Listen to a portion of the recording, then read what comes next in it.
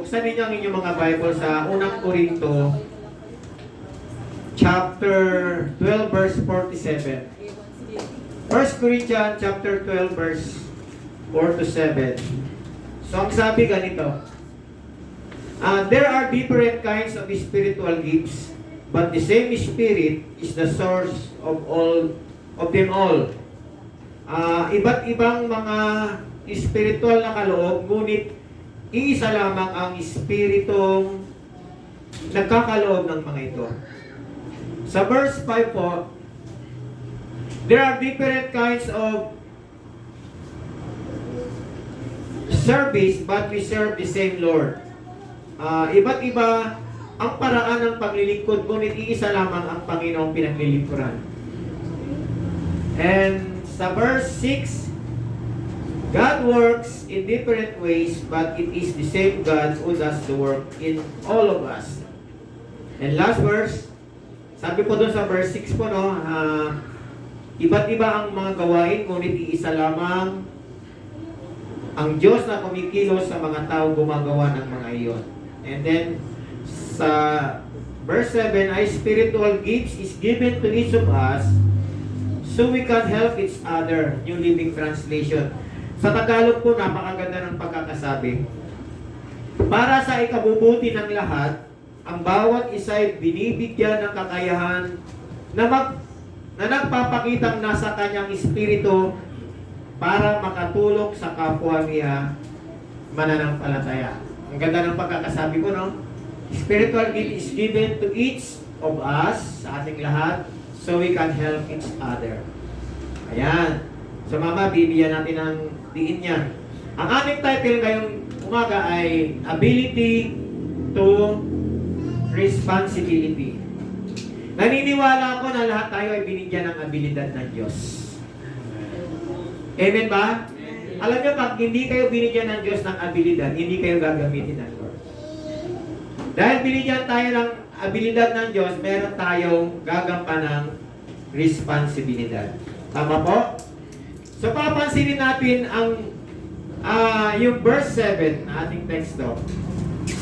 So, babalikan natin Ang sabi yan ay spiritual gifts is given to each of us so we can help each other. Tatagalogin meron. Ang bawat isa ay binigyan ng kakayang spiritual upang makatulong sa kapwa niya mananampalataya.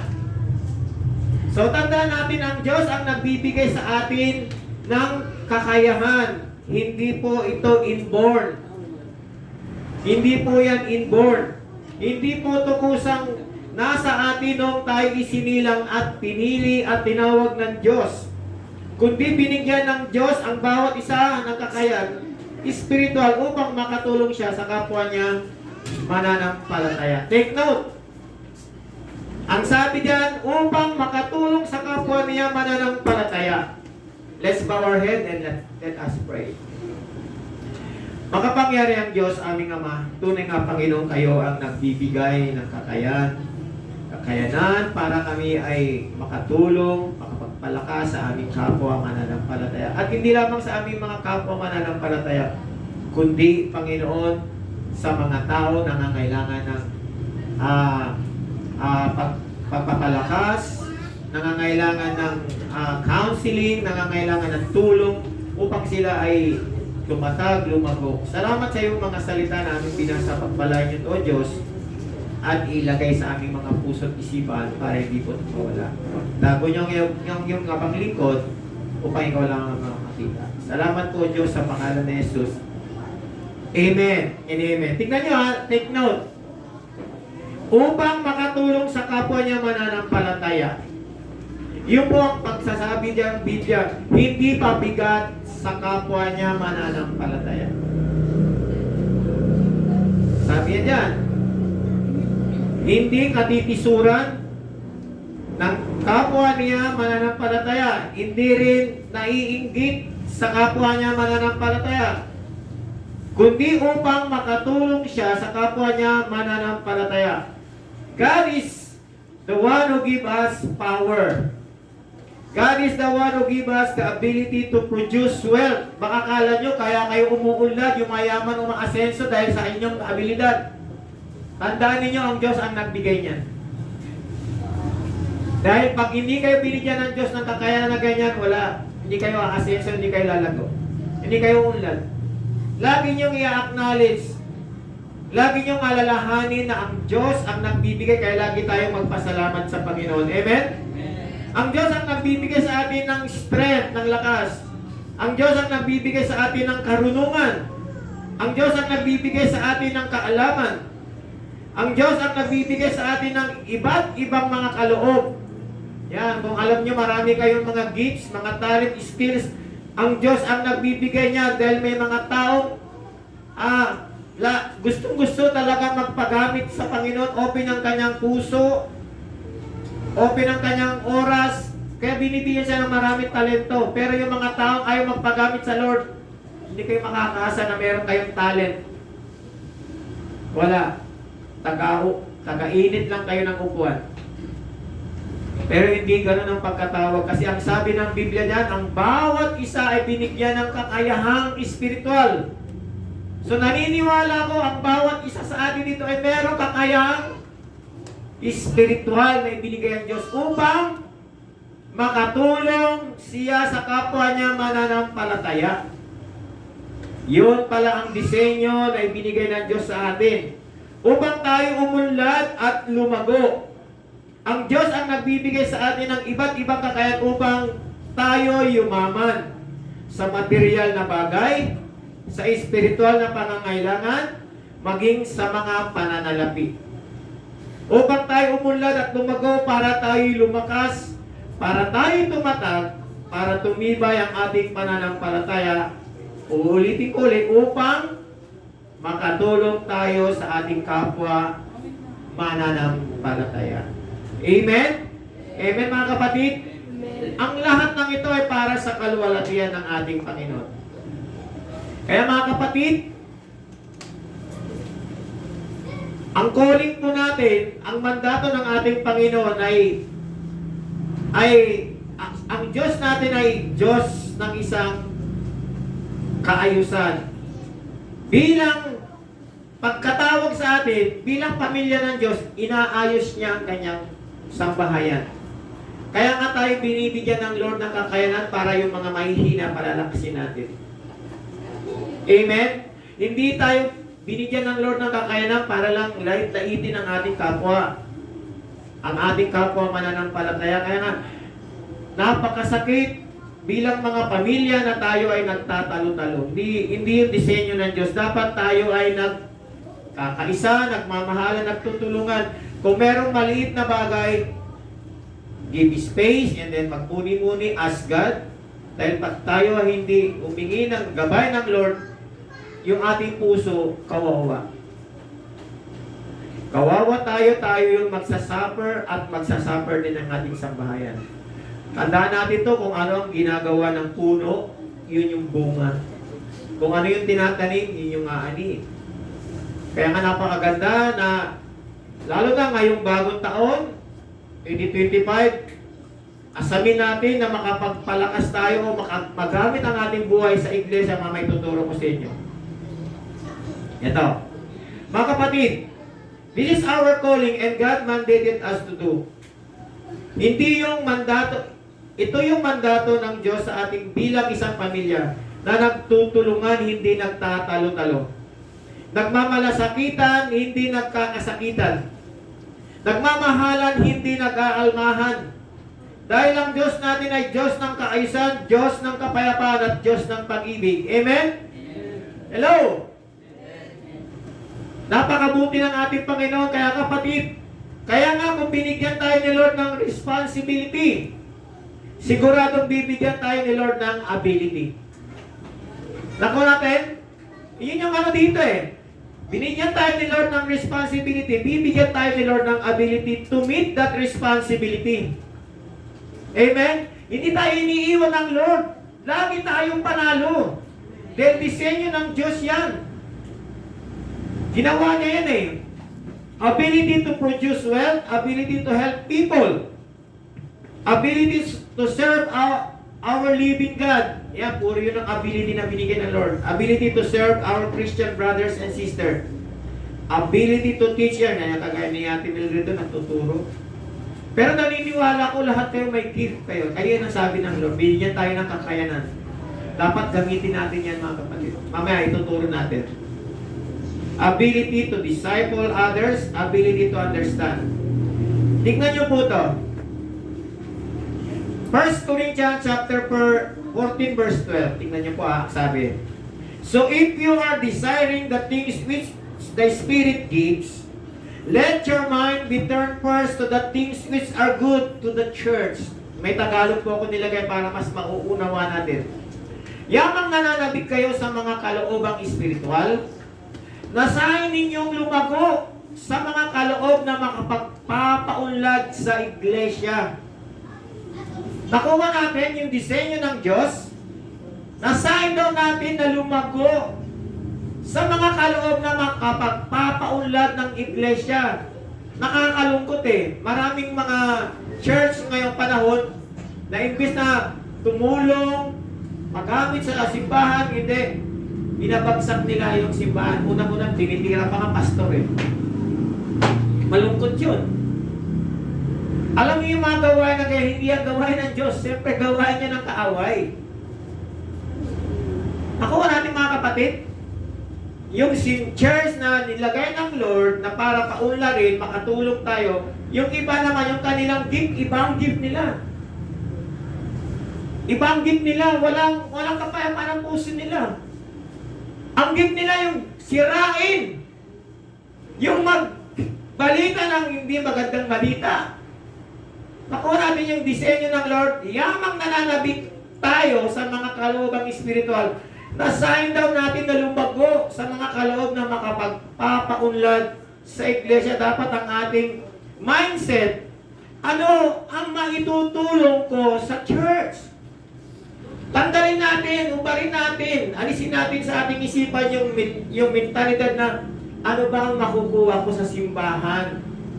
Pag ganyan ang naging mentalidad mo, hindi ka lalago. Kasi ang gusto mo, ano bang makukuha mo dyan? Kung baga sa ating gobyerno, dapat ano ba ang maitoambag ko sa gobyerno, hindi yung ano bang makukuha ko sa gobyerno. O maraming gano'n, kaya marami nang tamad sa atin, sinusubuan na lang. Puro na lang ayuda. Ayaw na magtrabaho yung iba, puro ayuda. Pero kami mga senior, huwag nyo naman sabing ayuda, amin yun Yung aming social pension. Siyempre, benepisyo namin yan. Nakuha naman mga batid. Ang maganda kay Lord, ito po, binigyan niya tayo ng ability. Ang bawat isa ay binigyan ni Lord ng kakayanan para magkaroon tayo ng capacity. Para magkaroon tayo ng capability. Upang magkaroon tayo ng lakas, power. Binigyan tayo ni Lord ng talent, ng skill, ng wisdom, ng knowledge dahil mayroon tayong responsibility, mga kapatid. Nakakalungkot kaya nga maganda nga mga kapatid, sabay-sabay tayo kung ano yung alam mong skill mo, talent mo na ibinigay ng Lord, paggamit mo sa Kanya. At dadagdagan pa niya yan. Sabi nga, dahil may responsibility tayo, meron tayong responsibilidad na gagampanan. Isang malaking pribileyo ang paglingkuran natin ng dakila at makapangyarihang Diyos. Amen? Palakpakan nga natin Panginoon. Ang mga bagay na ibinigay sa atin ng Diyos para magamit natin sa pagpapalakas sa iba at lalong magamit natin sa kapwa natin mananampalataya. Maging sa iglesia. Magagamit natin ito para sa ibang tao at magagamit natin ito lalong-lalo na sa ating kapwa at maging sa iglesia. Kaya nga napakabuti na tignan lalo na yung mga nagpapagamit sa Lord. Nasahin nyo mga kapatid magpagamit sa Lord. Tignan nyo yung mga kabataan dito, nagpapagamit sila. Kasi dati, nung hindi ko inaano naman, dati pagka sinabi, mag-ano ka 7 minutes, ay, ayaw ko. O mag-lead ka sa prayer, ay, ayaw ko. So, pero ngayon, willing na silang magpagamit sa Panginoon. Alam nyo kasi mga kapatid, isang pribileyo yan kapag sinabing, gusto mo mag 7 minutes, sasabi mo, thank you. Huwag ka na magtumpik-tung sabi mo, ayaw ko, pastor, hindi pa ako ready. Naalala ko si Nimrod eh. Yung isang araw, matagal ko na yan chinat eh, pero niremind ko lang last week eh.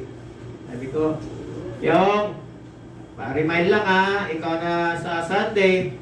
Sabi ko, Dad, titignan ko yung schedule ko, huwag mo nang tignan.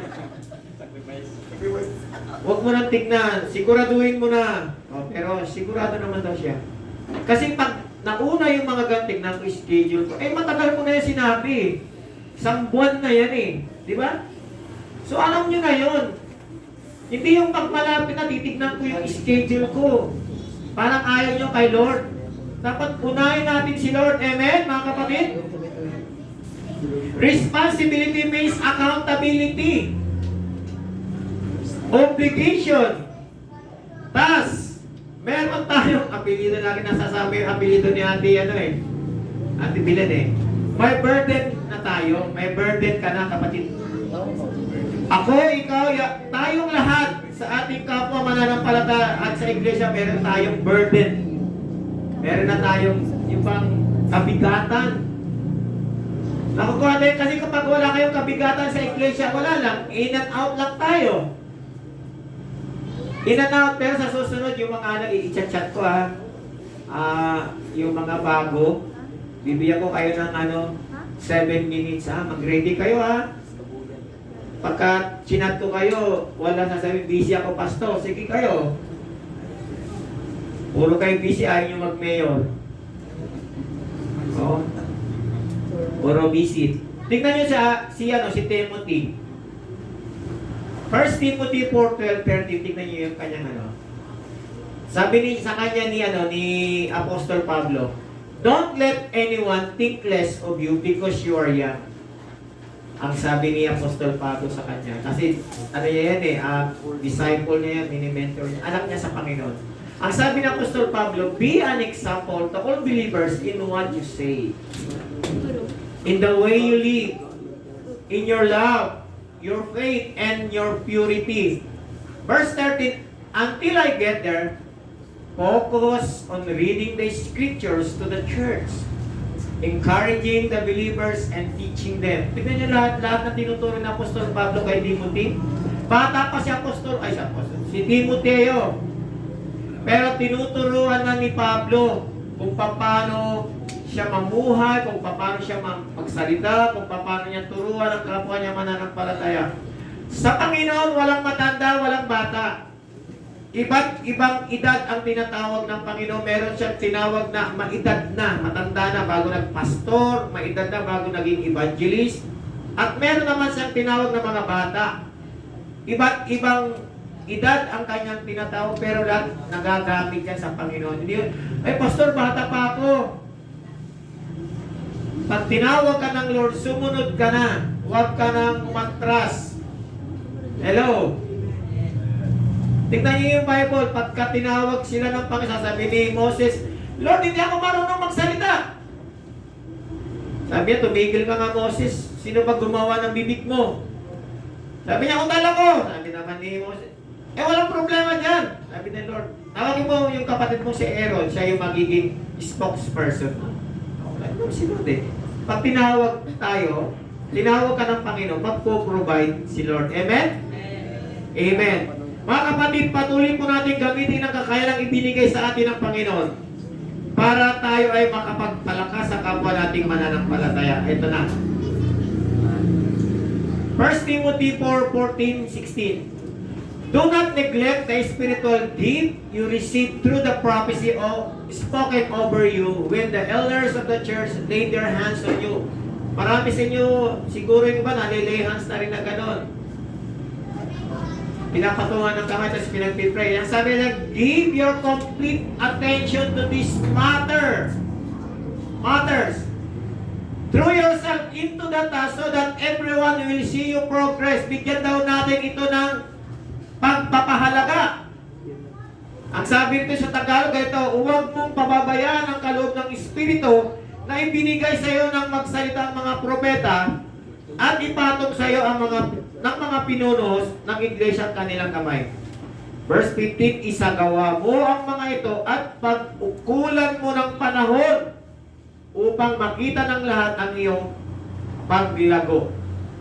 Ayun ang sabi, verse 16. Ang sabi, keep a close watch on how you live. Yan. Pakaingatan mo ang iyong pagkilos at pagtuturo. Sabi, keep a close watch on how you live and on your teaching.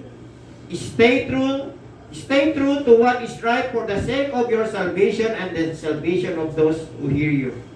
Pakaingatan mo ang iyong pagkilos at pagtuturo. Patuloy mo gawin ang mga bagay na ito upang maligtas ka pati na ang mga nakikinig sa iyo.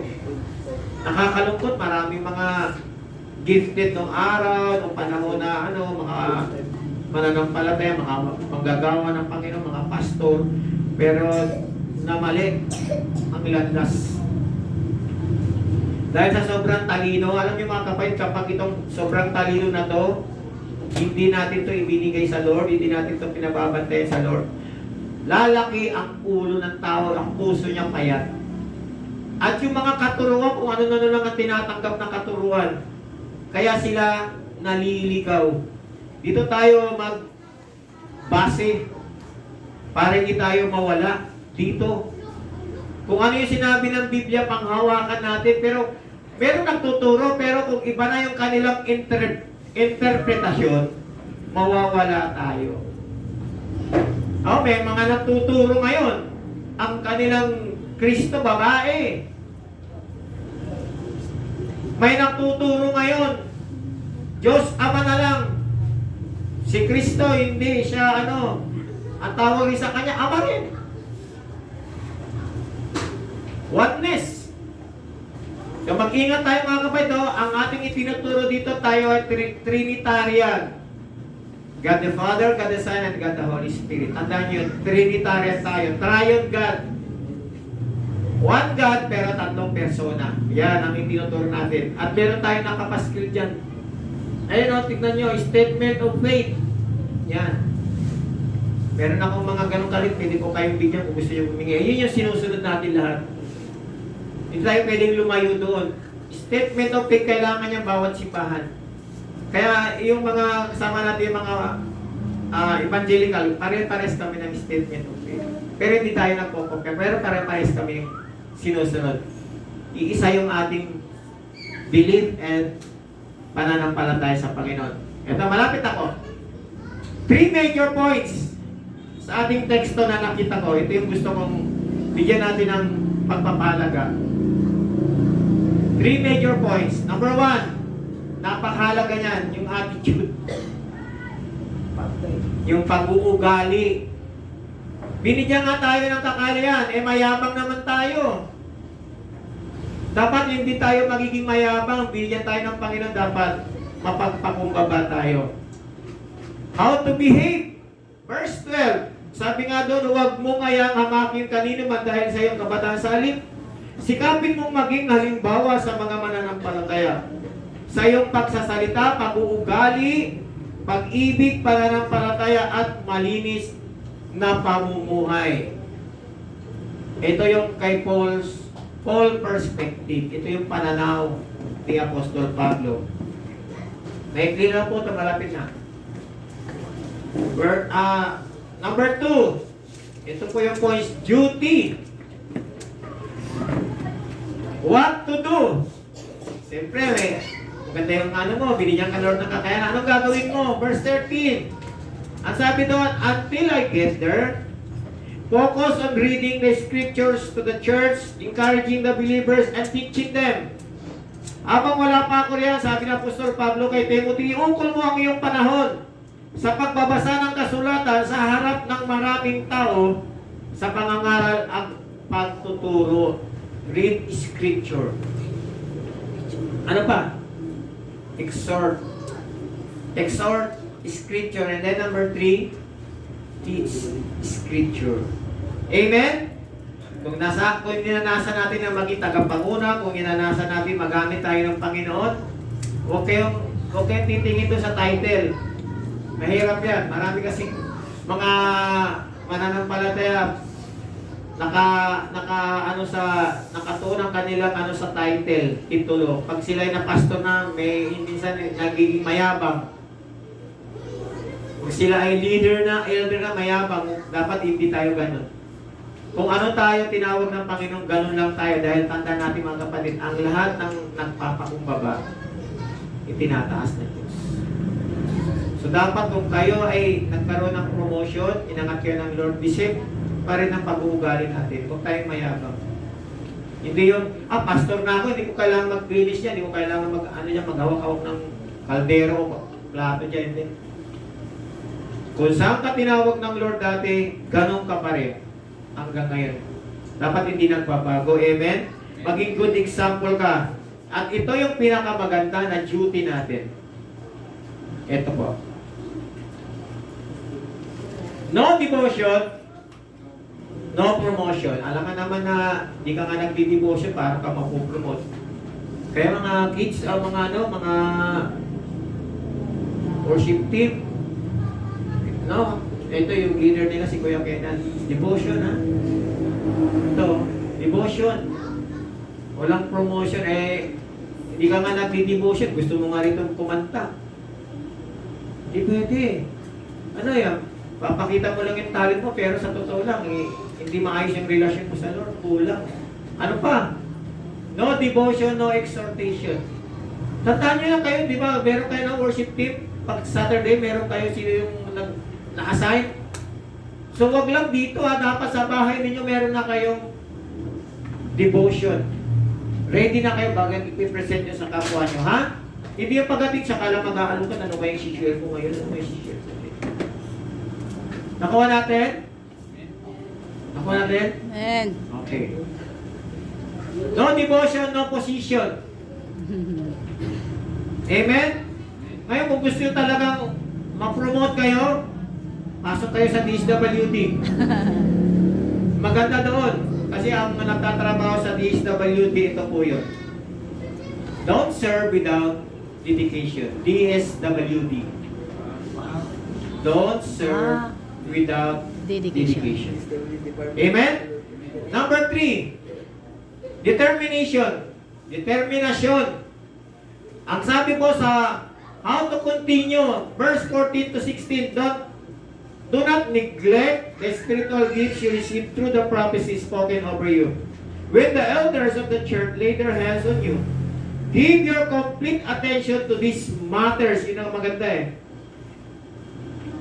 Throw yourself into your task so that everyone will see your progress. Keep a close watch on how you live and on your teaching. Stay true to what is right for the sake of your salvation and the salvation of those hear you. Continue your gifts. Determination yan. Dapat nagpapatuloy. Ano doon yung determination mo? Nagpapatuloy. Sige, continue. Ano pa? You need to develop your gifts. Kung hindi maganda yung boses mo, kumakanta ka, sige, i-develop mo. Kumain ka ng maraming sili. Ikaw. Hallelujah. Ang pinakamaganda niyan, sumama ka kay Kuya Lito pagdating sa serenade. Ang ginagawa namin noon, nila Kuya Lito, pag gising namin, pag serenade, ganito, bibigyan kayo ng tip. Hindi yung paggising mo, hindi ka pa nga nagmumug dyan sasama ka na sa serenade, tapos kakanta. Nandun sa gilid, hindi man pala kumakanta. Dapat paggising mo, dinagilamos ka, nagmumug ka, nagras ka, bago tayo pumunta doon, sumigaw kayo. Ha! Masabi nyo na yung boses nyo para pag-serenade na maganda na yung boses nyo. Hindi ito, kakata, mga sinturado. Alam mo mga kapatid, nakakalungkot dyan. Kaya ayaw ko sumama minsan Sa totoo lang, hindi nga, kaya ayaw ko sumama. Kasi pag maganda yung kanta natin, yung mga kapitbahay na nakakarinig, nagmi-ministeryo yung kanta Kasabi ng kapitbahay, tulog, sabi, ganda ng kanta. So nagising siya, wow, praise God. Parang kahit hindi born again, napapraise God. Kasi nga, ang ganda ng kanta, ganda pa ng boses. Kung mga semplang, sintonado, pastigan. Sama naman ini. Tulog pa gani. Ay. So sasabihin ng mga Sabihan ng tubig. kapitbahay nyo, imbis na bless, hindi mag-bless. Kasi nga, sintonado. Nakuha nyo, di ba kayo no? Pero kung kami ang magkasama yan, si Kuya Len, si Ate Mildred, kami kasi noon sanay na kami dyan eh. May kasama kami doon eh, si Ate Gemma, eh, gusto ko yun, sumama sa circuit. Kilala si Ate Gemma? Yung mga iba hindi eh. Pag yun ang kasama namin si Ate Gemma, di serenade kami. Pag may nakitang, pwesto na yun, nakasandal na yun, tulog na yun. Tapos tinatawin na si Ate Gemma. Sumama ka pa! Sabi niya, uy lang, kulit ko eh. Eh, hindi ka na sana sumama. Ano ba yan? Ano bang hinahabol natin sa serenade? Snack. Snack? Ano ba yan? Huwag dapat ganun, di ba mga kapatid? Ayusin natin ha. You need to develop your gifts. Mga bata, kahit sa mga matatanda, lalo na yung mga ginagamit ng Lord, you need to develop your gifts. And you need to monitor and lead your teaching. Kung ano yung ginagawa natin, ay tinuturo natin, ipamuhay natin. Ituro natin ang totoo at tama. May ability ka, kaya may responsibility ka. May ability ako, kaya may responsibility ako. Parang may nakita akong bago ngayon sa SIG, no? Di ba? Ano ba nakalagay doon? Hindi nyo nabasa yung pinos na ano? Pray your neighbor. Hindi, meron doon eh. Nation. Pray mo. Di ba? Pray mo. Community mo, pag-pray mo. May mga ano yun eh. Ganun ang gagawin natin. Kung baka sa Manila, harapan mo, Linis mo. linis mo. Nakuha natin. So ito naman, dito, ang ating kan, may ability ako, may responsibility ako. So may ability tayo na ibinigay ng Diyos, kaya may responsibility tayong lahat. Amen. Gamitin natin ang abilidad na ibinigay ng Diyos para sa kanyang kaluwalhatian. Gamitin natin ang abilidad na ibinigay ng Diyos to reach out people, to use our ability to disciple other believers. Use our ability to encourage other believers. Yan ang laging ginano ng Panginoon. Use our ability to make other grow in the knowledge of Christ. Use our ability to make more leaders in Christ. Ito ang maganda. Pero natutuwa ako ngayon, dami ng leader. Dami ng leader. Alam niyo kapag kayo ay tatayo dito, tinitrain kayo, tapos nakita natin, nakita ng Lord yung kanyang puso, lalo pa kayo bibigyan ng Lord ng wisdom. At mag-i-enjoy kayo. Alam niyo kung bakit? Kasi nga, magbabasa kayo, kaya kayo binibigyan kasi minsan di kayo nagbabasa eh. Nakuha niyo? Pero kung nagbabasa kayo, ready kayo rito. Gagawa kayo ng ano. Pero meron mga tumatayo rito na kunti lang yung binasa pero ang galing mag-explore, ang galing mag-deliver. Kasi nga gifted nyo yun yung maganda. At lalo pa niyang i-develop yung kanyang gift at magiging magagamit siya lalo ng Panginoon. Amen? Amen. Ito na mga kapatid. Tandaan natin ito, ang nagbigay ng ability o kakayahan sa atin, walang ibang kundi ang Diyos. Ano ngayon ang tugon natin sa Kanya? Kapatid, ano ngayon ang tugon mo sa Kanya? Kayo na makakala. Di ba, iniisip mo, binigyan ako ni Lord ng gifts. So, ang tanong, ano ngayon ang tugon mo sa Panginoon? Dito na po ako magtatapos. What we are going to do? Make disciple. Alam niyo mga kapatid, yung mga nanay at tatay, pwede naman kayo mag-disciple sa inyong mga anak eh. Ang kaalaman ang sisimula sa loob ng tahanan, hindi sa simbahan, hindi sa paaralan. Mga magulang kayo ang magtuturo sa inyong mga anak. Kung ano yung itinuturo nyo sa kanila, madadala nila yan sa paglaki nila. Kaya mga nanay, tatay, yung inyong mga anak, huwag yung sasabihin na, kawawa naman ang anak ko, bakit ko pagliligpitin ng pinga, kawawa naman ako paglalampasan. Alam niyo mga kapatid, maganda yung ituturo nyo. Sige, paglampasuin nyo, kahit pawisan yan, ayaw nyo mamawis yung kanilang kilikili. Natatakot kayo magagasmang yung kanilang mga hindi. Dahil yan, paglaki nila, tatayo sila sa sarili nilang ano. Eh may mga bata nag-asawa na walang alam. Pagprito na ng itlog, di marunong. Kasi nga mga magulang, hindi marunong magturo. Nakuha natin natin. Wala siya na. Huwag kayong matakot, huwag kayong kawawa naman yung anak ko, maglalaba. Makukuba, ay sus ko po. Kaya ako nasasabi sa inyo ito, sa dami namin magkakapatid, nung kami ay maliliit pa, siyempre yung mga ate namin naglalabad damit namin. Pero kami, kukuha ng kangkong sa bukid para ulam namin. Pero nung kami lumalaki-laki na, kanya-kanya kami ng laba. Kanya-kanya tinuturo kami ng nanay natin magluto. Kaya nung kami ay nagkapag-asawa lahat, walang marurunong lahat, jackpot. Jackpot si Pastora. Hindi ka naman nagluluto. Hindi man ako nagluluto. Kasi jackpot. Hindi ako marunong magaling ako magluto. Ayaw ko lang magluto kasi siya talaga tagaluto. Ang trabaho ko magligpit ng pinggan. Magwalis, maglaba. Yan. So gano'n mga kapatid, now what we are going to do, make disciple, and what is our goal? What is our goal? Pakibasa mga kapatid. 1, 2, 3. Yan ang ating goal. Amen? Amen. 3 points. Idagdag ninyo sa inyong ano ha. Add yan add. Attitude, duty, and determination. So tumayon po tayong lahat. Napakabuti ng Panginoon, no? Bantayan natin yung attitude natin. Tapos yung ating mga responsibility, yung duty natin. So mamaya mga kapatid, bago pagkatapos ng ating mag-grade, kung sino yung gustong sumama, para baka makalimutan ninyo. Siguro mga alauna para maganda pa yung Sir, gamitin namin yung inyong Thank you. At yun nga, magkasulat na lang namin. Tapos yung sumama.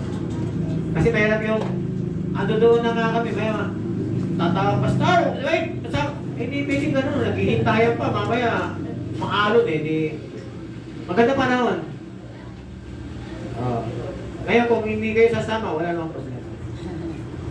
Gusto lang natin ibalik muli yung ating sa Pitawagan, mapakalakas natin sila sa pamamagitan ng fellowship at para mapasyal nila Pastor Jay at ni Pastora Girlie yung apo ng Cubao. Kasi ito, anak ito yung Bitawagan, apo ng Cubao, church natin. So gusto nilang makita para may report sila sa Manila. Amen? Sige, at tayo po yumuko. Maraming salamat po, Panginoon. Tunay nga o Diyos na kayo ang Diyos ng pagpapala, Diyos na nagbibigay sa amin para kami ay lalo pang lumapit sa inyo, magtiwala sa inyo. Kayo ang Diyos na talagang inuuna niyo yung aming mga kapakanan. Marami man kaming pagkukulang, Panginoon, subalit pinupunuan niyo, Panginoon.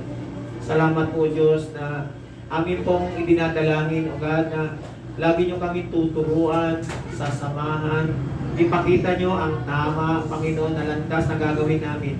At salamat sa iyong mga salita na aming binibasa upang ito ay maging gabay namin, O Diyos. Pagpalain niyo po ang inyong mga anak. Pagpalain niyo po ang bawat isa. Pagpalain niyo po ang ICLC denomination. Luzon, Visayas, Mindanao at maging sa Hong Kong, Macau. Pagpalain niyo po ang mga leaders,